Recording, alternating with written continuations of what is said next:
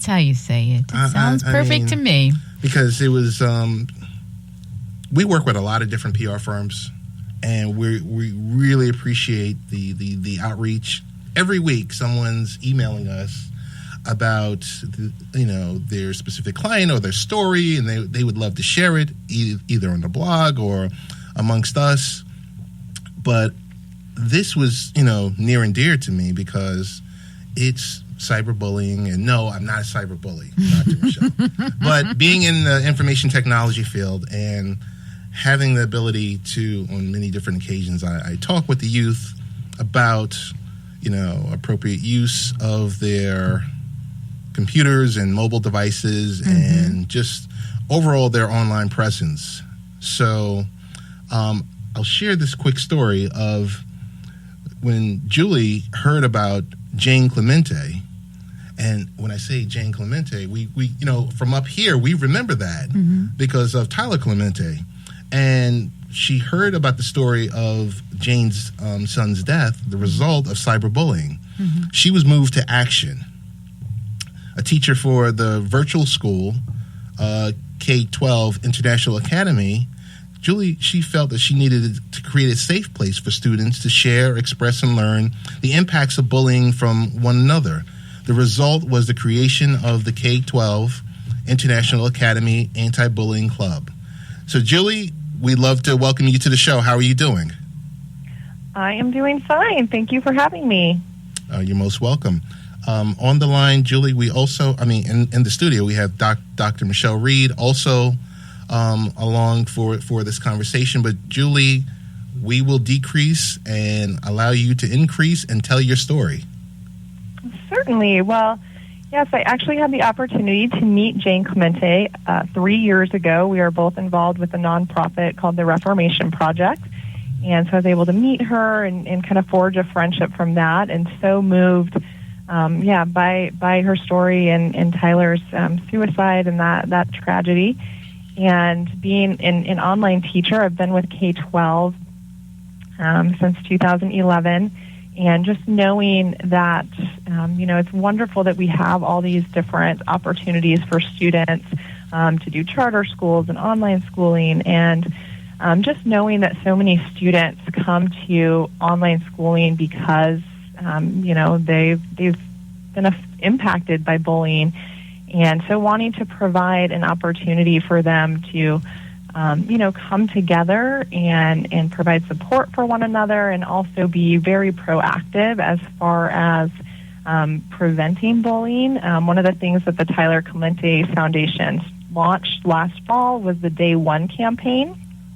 And that's just being very proactive in whether it's your sports team or your school or your faith community, making a statement on day one that's it's not going to be tolerated, it's not acceptable.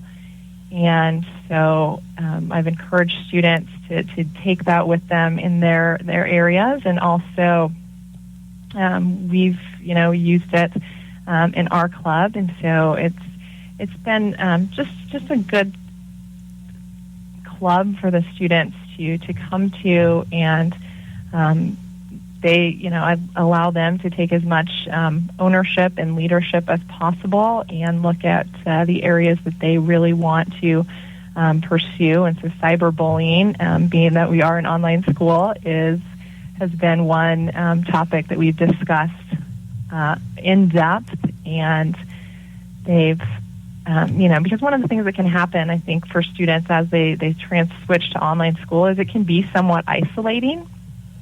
And so I think that's been important for them to feel that, connection with other students that are in the same situation, and they've been able to share their stories. And we've done some role-playing scenarios where we look at situations from, the standard, being picked on in class, to some of the now more common cyberbullying issues. And different apps are coming on the market all the time, and while they're typically intended for some good purpose, people misuse them. And so I think just being aware and being able to really kind of analyze our surroundings, and hopefully turn them for the good. has been really our focus. So, Julie, this is Dr. Michelle. Thanks for agreeing to be on the show with us this evening.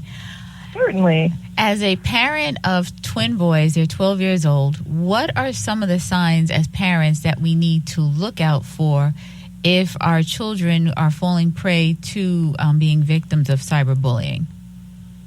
Right. That is an excellent question. And I think one thing, just any kind of change in behavior, kind of a strange shift in their behavior, asking them, kind of good questions as far as I think, I have 3 young children myself, and sometimes we just get into that rut of well, how was your day? And but asking them more leading questions and asking them, did you feel safe? Did you, more specific questions, putting, computers in common areas in your home, I think is important, and also checking there. Obviously, so many people are on mobile devices now, but checking what apps they're using and their usage, and changing, if you notice anything, making sure that they're changing their email addresses. Anytime if you walk into a room and suddenly, your student, your child is closing the screen really quick or putting away their device, that kind of suspicious behavior. Okay. And then what about from the aspects, once the children are enrolled into your program, what type of psychological support do you give them? And then at the same time, with them being a part of this, how do you sort of, reintroduce them to developing safe or developing relationships in general that they feel comfortable in? Right. Excellent. So the students are provided a lot of support when they're enrolling in the school. I actually teach as a high school math teacher. This is my official position with K12 International Academy. And then one of the ways that we offer them support, our full-time students are able to be a part of several club offerings. And so the specific club that I launched at the International Academy last fall was the Anti-Bullying Club. And so we make our students aware of those opportunities. Each fall we have an online club rush session where students can attend and learn about all the opportunities to get plugged in and get involved. And my club is one of those offerings. And then each student is paired with an academic success coach and a school, coordinator who then just really helps that transition to online schooling. So, Julie, October, we're at the tail end of it, but October is National Bullying Prevention Month. With the great things that you and your club and everything that you're doing at K12 International Academy, how do we extend this so that, it's more than just this specific month? How do we get your message out? And are there any plans to extend it, your club nationally or globally? Right. At this point, I don't know of any plans to extend the club. I have kind of presented to other K-12 teachers because K-12, again, manages several state charter schools as well as then some private school options such as the International Academy. And truly we have students from around the globe at the International Academy. One of my student leaders this year is actually in Saudi Arabia. And so it's an incredible opportunity to for students to come together and I think really learn on the global level even that we have more similar than we do different, more similarities than differences. And so the students, get to share things that are specific to them. And really, I think one thing that they're finding as far as the true prevention of bullying comes from reaching out to the people that are the bystanders that observe the bullying, but they don't really want to put their neck out there because maybe they're not the one being bullied. and they're not the perpetrator, they're not the one doing the bullying, but they're truly those kind of front lines that can cause the shift and stand up for what's right. And that's another thing. I know with K12 they had like the Zero Bullying campaign, right. And there's places where you can again, the Tyler Clementi Foundation, you can sign an upstander pledge that, like, no, I'm not going to be a bystander, I'm going to be an upstander, and I'm going to step up for what's right, and even if maybe I don't feel comfortable standing up to the bully because I would be putting my own safety at risk, like, I'm at least going to come beside the person being bullied, because recognizing that, wow, they need to feel like someone sees them and empathizes with them and is in their corner. And so sometimes coming alongside the victim and being there to encourage them and support them and lift them up is huge. Perfect. Julie, want to thank you for taking the time out tonight.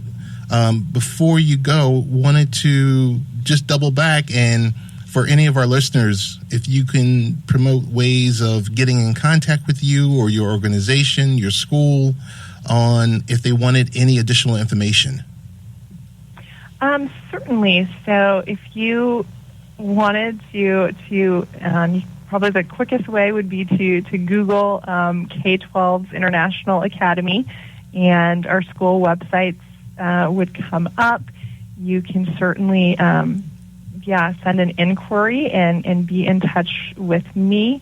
I am happy to share what I'm doing. And then again, the Tyler Clementi Foundation and their website, I mentioned, their Day One campaign and their Upstander pledge, and just having those conversations, and I think encouraging our children to shift the tide. I think sometimes I catch myself as a parent always just telling my children what to do instead of allowing them to build that character and recognize what's wrong and have a voice and stand up for that. So I think that's important. Gotcha.